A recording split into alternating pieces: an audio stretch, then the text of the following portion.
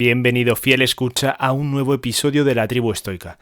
En el episodio de hoy vamos a hablar de uno de los libros más importantes en el canon occidental. Me estoy refiriendo a Los Hermanos Karamazov, de Fyodor Dostoyevsky.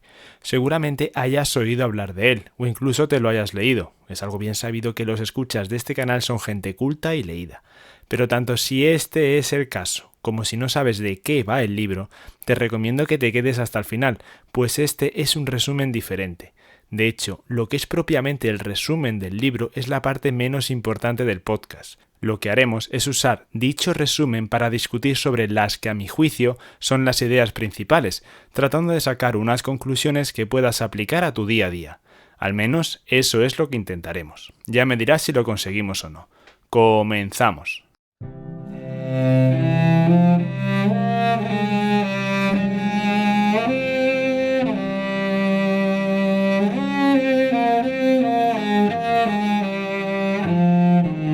La Tribu Estoica.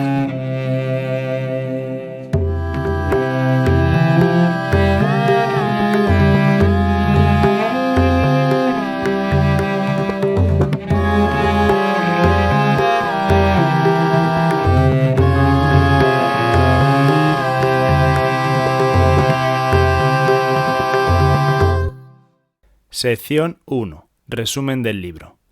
Fyodor Dostoyevsky es uno de los gigantes de la literatura rusa en particular y de la historia de la literatura en general. Escribió esta novela en el ocaso de su vida, publicándola en 1880, tan solo un año antes de su muerte. Por aquel entonces, Rusia vivía tiempos convulsos, de grandes cambios sociales y políticos, con el zarismo en declive y el auge de nuevas ideas revolucionarias. En este ambiente de incertidumbre, Dostoyevsky explora en Los Hermanos Karamazov nada más y nada menos que las profundidades del alma humana, sus contradicciones, sus pasiones y sus dilemas morales, tema ligerito donde los haya. La historia gira en torno a la familia Karamazov, un microcosmos de la sociedad rusa de la época. El patriarca Fyodor Pavlovich es un hombre despreciable, libertino y egoísta, que representa la decadencia moral. Tiene 3 hijos legítimos: Dmitri, el mayor, impulsivo y apasionado; Iván, el mediano, intelectual atormentado por la duda existencial; y Aliosa, el menor, un alma noble y piadosa que busca la verdad en la fe. A ellos se suma Smerdyakov, el hijo ilegítimo, un ser taciturno y resentido. La trama se desencadena con el asesinato de Fyodor Pavlovich, un crimen que sacude a la familia y a la comunidad. La sospecha recae sobre Dmitri, quien mantenía una relación conflictiva con su padre por una herencia y por el amor de Grushenka, prototipo de la femme fatale, mujer hermosa y enigmática, con un pasado turbulento que despierta pasiones encontradas en los hombres. Es la representación de la tentación, el deseo y la ambigüedad moral. A partir de aquí, el libro gira en torno a la investigación de este asesinato. Sin embargo, Dostoyevsky va más allá de la simple investigación policial y nos sumerge en un laberinto psicológico donde cada hermano se enfrenta a sus propios demonios. Veamos un brevísimo comentario de lo que ocurre en cada parte del libro, antes de entrar a fondo en el significado que estos tienen. Si no te has leído el libro y no quieres que te destripen nada de la trama, deberías pasar a la siguiente sección del podcast, donde hablamos de las ideas principales. Si ya te la has leído o quieres una guía que te ayude a interpretar la posible lectura futura, puedes continuar desde aquí.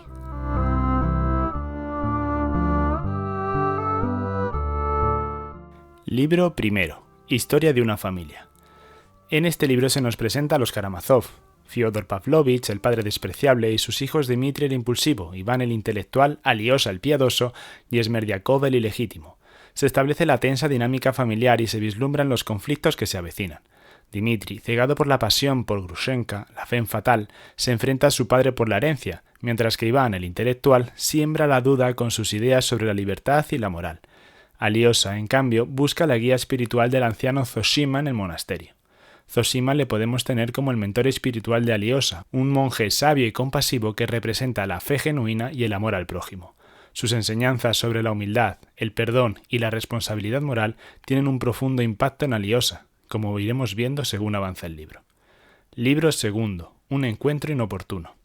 La tensión va aumentando. Dmitri irrumpe en el monasterio buscando al padre Zoshima, pero solo encuentra a su hermano Aliosa. Se produce un intenso diálogo entre ambos, donde Dmitri confiesa sus tormentos y su temor de cometer un acto terrible. Mientras tanto, Iván se reúne con Smerdyakov, el ilegítimo, a quien le revela su profundo resentimiento hacia su padre y su admiración por las ideas nihilistas. Libro tercero, Los voluptuosos.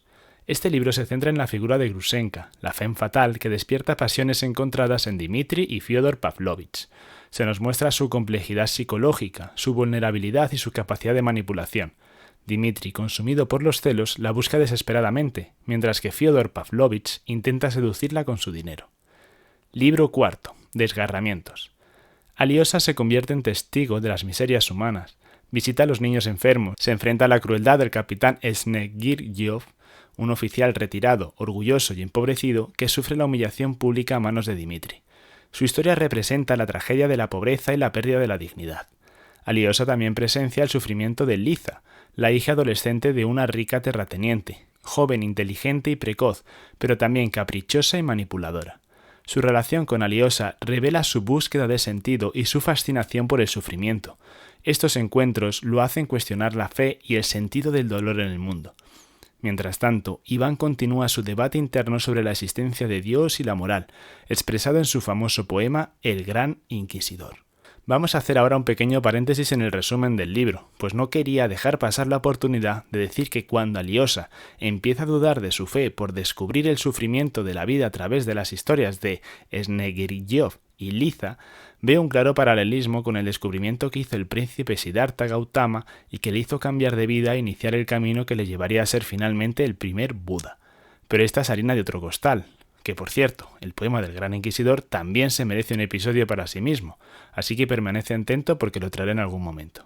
Pero bueno, volvamos al resumen del libro. Libro quinto, Pro y Contra. Iván y Aliosa tienen una conversación crucial. Iván expone sus ideas radicales, argumentando que si Dios no existe, todo está permitido.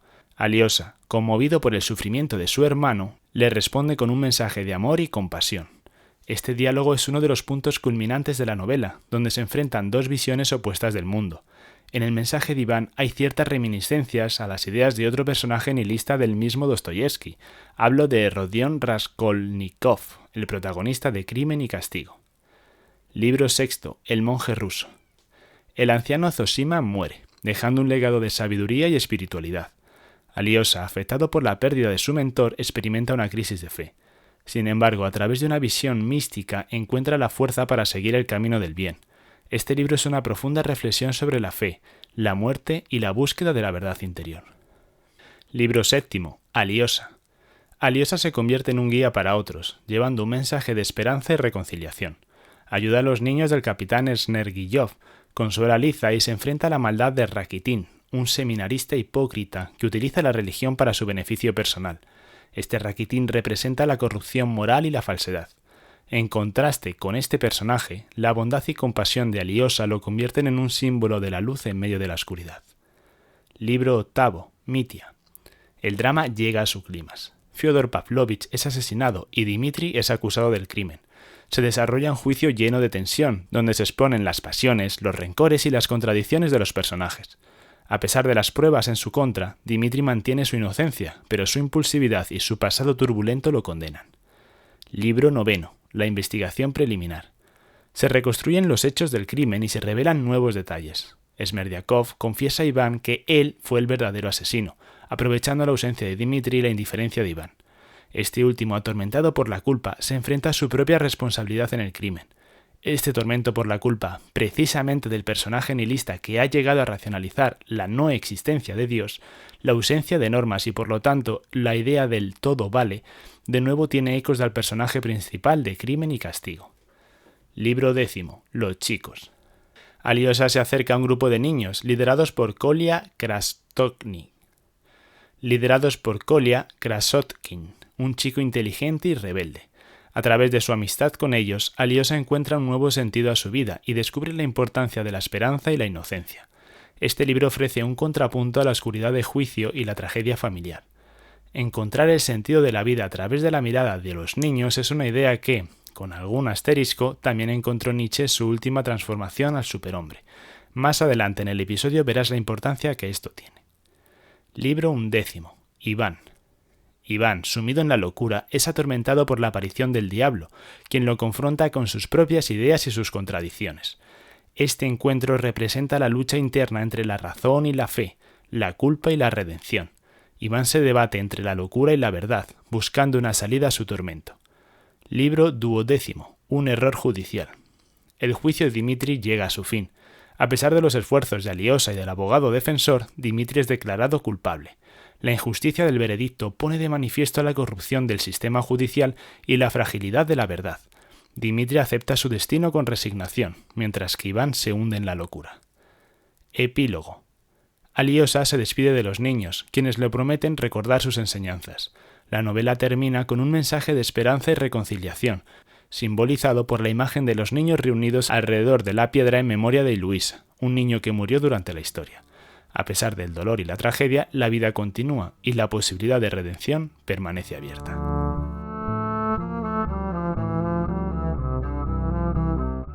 Sección 2. Comentario del libro.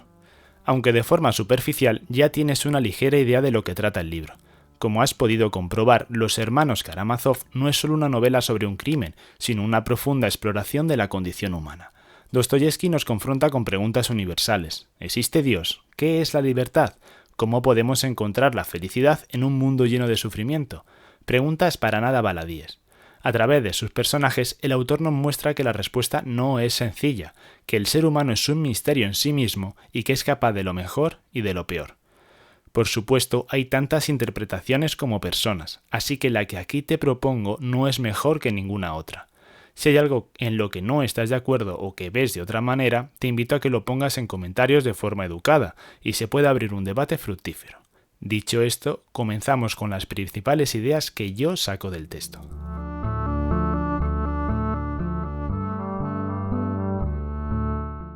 Primera idea. El nihilismo mata. Una de las ideas que más me ha llamado la atención es que el asesino sea Smerdyakov, el hijo ilegítimo, pero debido a la influencia de Iván, el nihilista. Como ya he destacado en la sección anterior, hay claros paralelismos entre esta historia y la de Crimen y Castigo, y quizás una de las grandes diferencias sea este asesinato en diferido. Son las ideas de Iván las que favorecen que su hermanastro cometa el crimen. Veamos en qué consiste esta influencia. Como no podía ser de otra manera, las principales ideas que llevan a cometer el crimen son las ideas nihilistas. Iván es un intelectual atormentado por la duda existencial. Sus ideas nihilistas, expresadas en su discurso del Gran Inquisidor, cuestionan la existencia de Dios y la moral tradicional. Si Dios no existe, argumenta Iván, todo está permitido. Smerdyakov, quien admira la inteligencia de Iván, absorbe estas ideas y las interpreta a su manera. Para él, la ausencia de Dios y de una ley moral absoluta justifica cualquier acción, incluso el asesinato. Esto se ve reflejado en una clara indiferencia moral. Iván manifiesta una profunda indiferencia hacia su padre, y en general hacia la vida. No solo no se opone a la idea de que Fyodor Pavlovich muera, sino que en cierto modo la desea. Esta actitud pasiva ante el mal está percibida por Smerdyakov como una autorización tácita para actuar. Hagamos ahora una pausa, porque de aquí vamos a sacar una idea que iremos desarrollando en próximos episodios, y son de esas ideas que te puedes llevar del libro y que puedes aplicar a tu día a día. La pasividad ante el mal conlleva sufrimiento. De todo esto sacamos que, aunque Iván no es el autor material del crimen, ha influido de manera determinante en una mente más simple que la suya, que acaba actuando como brazo ejecutor. Según yo lo veo, la secuencia es la siguiente. La inteligencia de Iván le lleva a cuestionar la idea de Dios y la moral tradicional. Esta duda le lleva al nihilismo. El nihilismo supone la ausencia de baremo moral, donde no existe lo bueno y lo malo, donde todo está permitido. A pesar de que llega a esa conclusión a partir de su propio razonamiento, hay algo en su interior que le impide cometer según qué actos, como el asesinato, porque en el fondo sabe que aunque racionalmente sea correcto, no se siente bien. En cambio, la influencia de esas ideas en mentes más simples y con una brújula moral desequilibrada, como la de su hermanastro, conlleva que se lleven a cabo de manera trágica. A pesar de que ese asesinato es una consecuencia lógica de su propio razonamiento, de nuevo, esa brújula moral interior, que sigue funcionando aunque su raciocinio le quisiera llevar por otros caminos, le enfrenta a la cruda realidad. No ser capaz de aceptar su error le lleva a la locura. Segunda idea. Dostoyevski y Nietzsche. La segunda idea que me gustaría destacarte es una que seguramente ya se te haya pasado por la cabeza. Recuerda que Dostoyevski escribió este libro a finales del siglo XIX, y trata de explorar la consecuencia de matar a Dios y crear una moral desde cero. ¿Se te ocurre algún otro autor contemporáneo que tratara la misma temática? ¿Y si te dijera que tenía un bigote intempestivo? Efectivamente, Nietzsche. Lo más curioso es que si bien Dostoyevski y Nietzsche fueron contemporáneos, no hay evidencia directa de que Dostoyevski haya leído a Nietzsche. Sin embargo, ambos autores exploraron temas similares, como la crisis de valores en la sociedad de su tiempo, la muerte de Dios y la naturaleza del ser humano. En este contexto, es posible rastrear ciertas influencias indirectas de Nietzsche en la obra de Dostoyevski, especialmente en lo que respecta a la figura del superhombre. La teoría del superhombre de Nietzsche, que postula la existencia de individuos excepcionales que se elevan por encima de la moral convencional y crean sus propios valores, encuentra resonancias en algunos personajes de Dostoyevski, como por ejemplo Raskolnikov, personaje de Crimen y Castigo. Como ya mencionamos antes, Raskolnikov desarrolla una teoría similar al superhombre, justificando el asesinato de la usurera en nombre de un bien superior.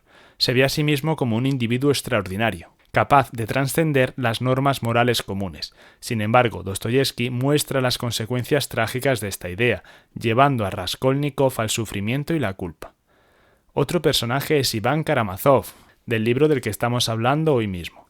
Iván, con su aguda inteligencia y su nihilismo radical, también presenta rasgos del superhombre nietzscheano. Cuestiona la moral tradicional y la existencia de Dios, buscando la libertad absoluta. Sin embargo, a diferencia del superhombre de Nietzsche, Iván no encuentra la fuerza para crear sus propios valores y se hunde en la desesperación y la locura. Curiosamente, es un final bastante similar al que sufrió el propio Nietzsche. El último personaje que te traigo es Stavrogin, de Los demonios. Este personaje es uno de los más enigmáticos de Dostoyevski y encarna la figura del superhombre llevado al extremo. Es un hombre excepcionalmente inteligente y atractivo, pero también cruel y manipulador. Stavrogin se rebela contra todas las normas sociales y morales, buscando la libertad absoluta en el nihilismo y la transgresión. Su final trágico, sin embargo, muestra la vacuidad de esta búsqueda. No obstante, conviene destacar que Dostoyevski, a diferencia de Nietzsche, no celebra la figura del superhombre. Más bien la explora como una posibilidad peligrosa, que puede llevar a la destrucción moral y la tragedia.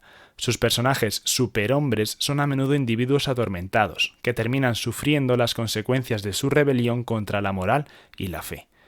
El mensaje que trata de dar Dostoyevski, en contraposición al de Nietzsche, es que debemos refugiarnos en Dios y en la fe, abrazar la moral tradicional y mantenernos alejados de todo rastro de nihilismo, pues es una ideología paralizante que acaba destrozando todo lo que toca. De hecho, ante este mal, la fe parece ser su único antídoto.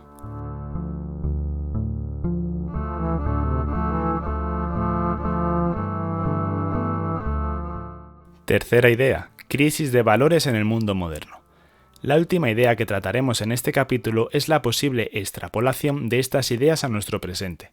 Como ya hemos dicho, tanto Nietzsche como Dostoyevski fueron testigos críticos de la crisis de valores que se vivía en la Europa del siglo XIX, marcada por el declive de la influencia de la moral cristiana tradicional y el auge de nuevas ideas filosóficas y científicas.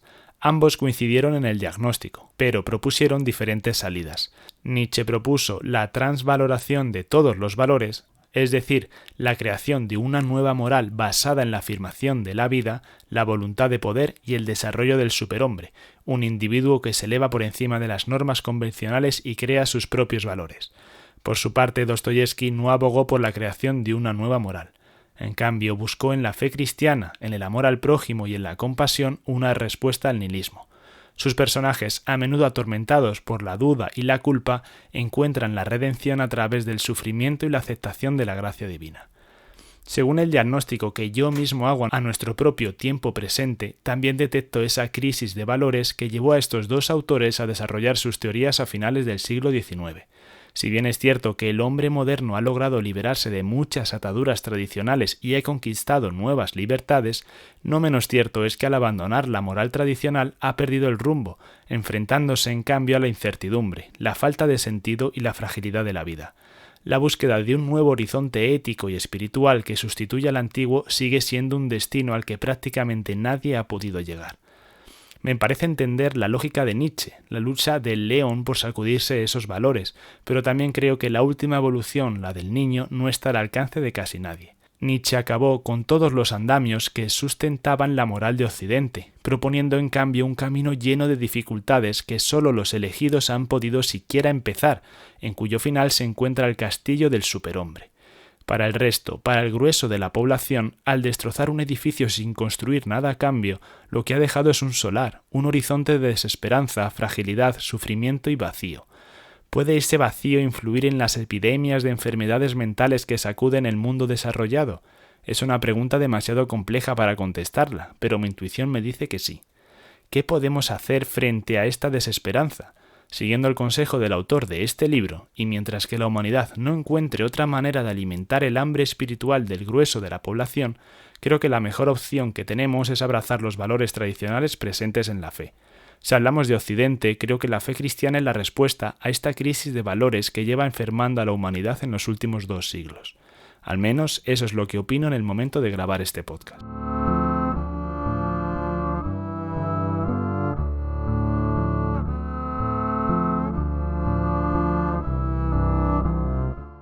Y con esto, fiel escucha, llegamos al final del episodio.